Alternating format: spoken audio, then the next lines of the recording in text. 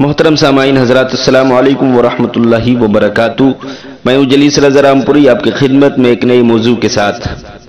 محترم سامعین، آج میں آپ کو یہ بتاؤں گا کہ ایک بار ہم بستری کرنے کے بعد اگر آپ کو دوبارہ ہم بستری کرنا ہے تو اس کا طریقہ، اس کے اصول میں آپ کے سامنے پیش کرنے کے لیے جا رہا ہوں کہ اگر آپ کو دوبارہ ہم بستری کرنا ہے بیوی سے تو اس میں آپ کو کیا کرنا چاہیے، کون کون سی باتوں کو اپنانا چاہیے، کون کون سی باتوں پر عمل کرنا چاہیے، جس سے آپ کے جسم کو فرحت ملے گی، آپ کی روح کو تازگی ملے گی، آپ کی روح میں تازگی پیدا ہوگی، آپ کو خوشی محسوس ہوگی، آپ خوش ہو جائیں گے، آپ خوشی محسوس کریں گے۔ تو دیکھیے، آئیے ویڈیو کی طرف آتے ہیں۔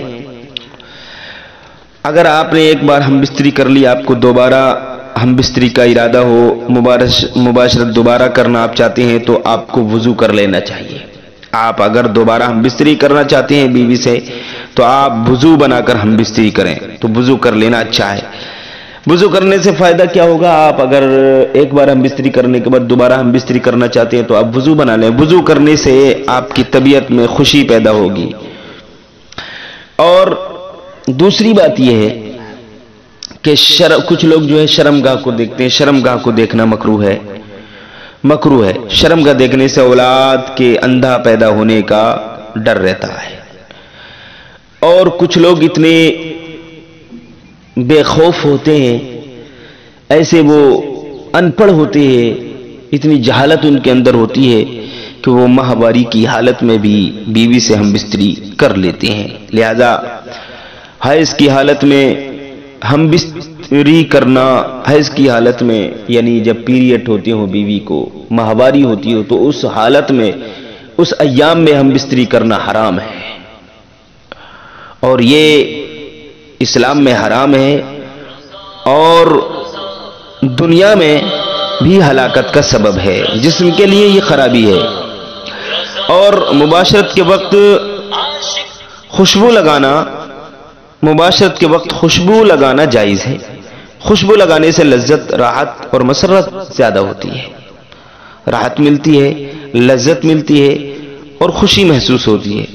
مباشرت کے وقت قوت پیدا کرنے کے لیے دوا کھانا جائز ہے تاکہ بیوی کے حقوق میں کمی نہ آئے۔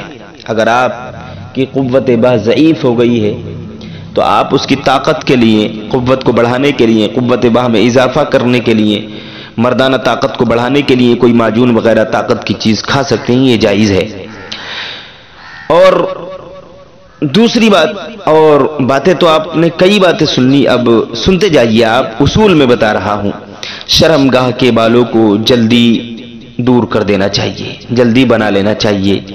یہ بھی ایک ایسی چیز ہے کہ جس کو شریعت پسند نہیں کرتی، اور یہ بھی ایک جو ہے ایک سستی ہے کہ آدمی جو ہے پڑا رہتا ہے 40 دن بلکہ 2 مہینے تک وہ بال نہیں بناتا، یہ بھی ایک غلط چیز ہے۔